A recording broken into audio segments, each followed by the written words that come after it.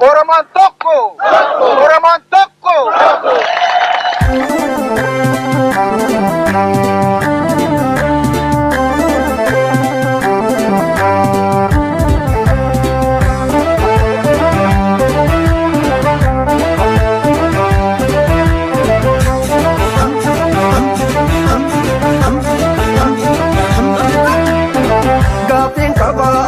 Gafin kaba, kerro gafi kaba, eyyan gafi kaba. Nadi gammada kootichi kamsoo jalqabe keessuma bu'ee dhabame. Nutti miidhagii dhaloonni cinqame. Nutti miidhagii dhaloonni cinqame. Gafin kaba, ammas gafin kaba, hayyuun gafi kaba, eyyan gafi kaba. Nadi gammada koota ijjisaa barbada yaadatte garaan nabada. Gaafatu malee abbootiin gadaa.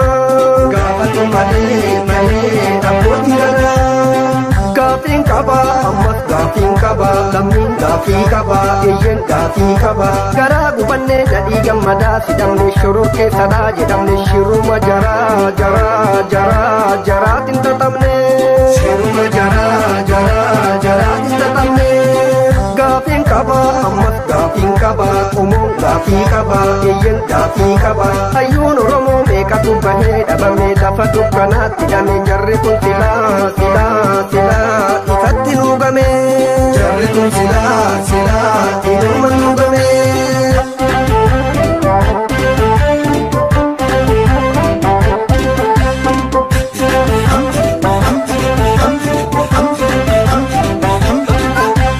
Jarri kan dubbii aangoo ulfeessanii karaa keessummeessanii yakarraa fageessanii. Keeyyata sobaa bara sangolleessanii. Bara mootummaa ce'umsaa gaggeessanii bilisa fakkeessanii uummata todeessanii. Takka bubbulaan jiruu nu tanneessanii. Bara mootummaa ce'umsaa dubbiin baddee utubaan haqaa dhabdee dharri dubbachuu qabdee. Chaartarri sobaa maayii haqa dadhabdee. Bara tayyitiif qamadii qopheessanii filannoo gaggeessanii korojoo tarreessanii. Kanniisa filuu nu dinnaan liqeessanii. Shirri kan hoggaa digdamii torbaaf dabee nama meeqatu cabee mirgabbaa biyyaa dhabee.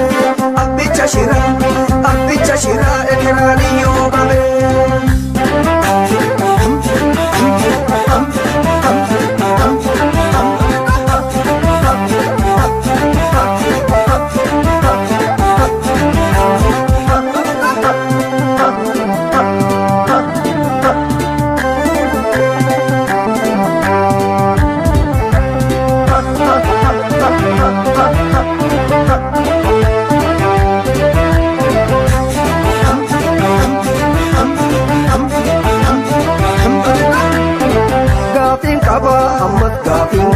Kerroon gaafii qaba, eyyan gaafii qaba. Nadhii gammada harka diinatiin qabame keessuma bu'ee dhabame. Nutti ka'ii dhaloonni cinqame.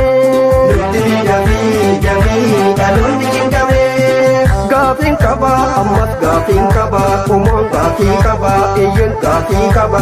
Nadhii gammada muummichi qabsoo utubee har'a dhimmisaa nu dhubee gaafatu malee dhaloonni gubee. Gaafatu malee dhaloonni gubee.